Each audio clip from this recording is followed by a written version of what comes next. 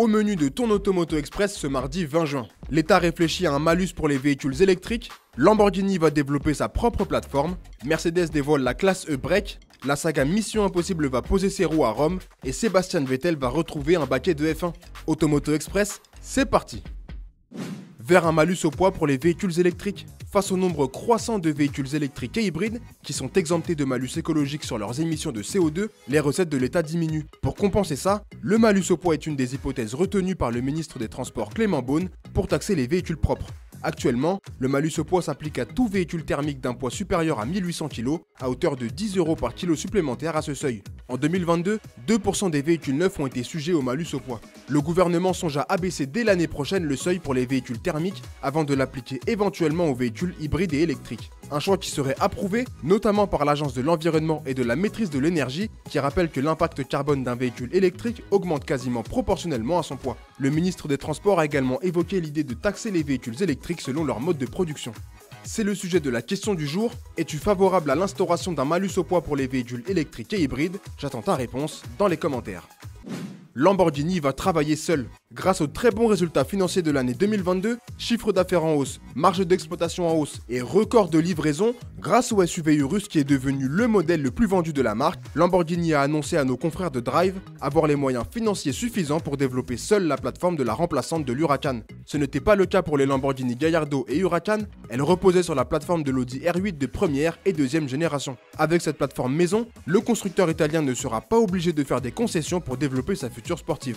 Selon les rumeurs, l'auto devrait voir le jour en 2024 et devrait abandonner le V10 atmosphérique au profit d'un V8 biturbo hybride rechargeable. Lamborghini ne s'interdit pas, selon les Australiens de Drive, de partager sa plateforme avec d'autres marques du groupe Volkswagen dans un second temps.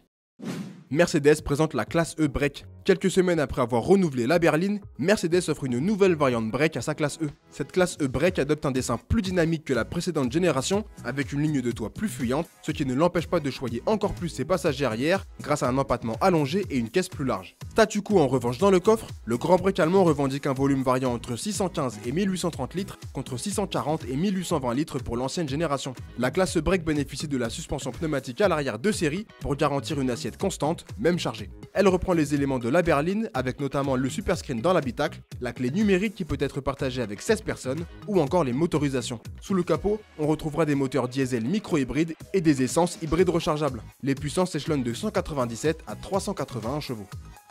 Rendez-vous à Rome pour le prochain Mission Impossible.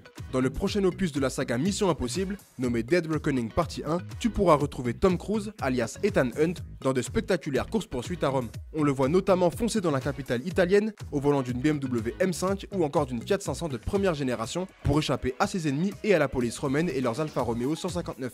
C'est la deuxième fois cette année que Rome est le théâtre d'une grosse production hollywoodienne, quelques mois après la sortie de Fast and Furious 10. Rendez-vous le 12 juillet prochain dans les salles pour découvrir Mission Impossible, Dead Reckoning Partie 1. Sébastien Vettel va piloter une F1. Le quadruple champion du monde de F1, Sébastien Vettel, va retrouver le baquet d'une monoplace. Malheureusement non, il ne sera pas sur la grille du prochain Grand Prix, ni celle de la saison prochaine. Il va participer au Red Bull Formula Nürburgring, une exhibition organisée par la marque de boissons énergisantes pour faire rouler des monoplaces sur la mythique Nordschleife et ses 20 km 800. Cet événement aura lieu début septembre en marge des 12 heures du Nürburgring. Il participera à ce rendez-vous avec la RB7, voiture championne du monde en 2011. Daniel Ricciardo, troisième pilote de l'écurie Red Bull, sera aussi de la partie.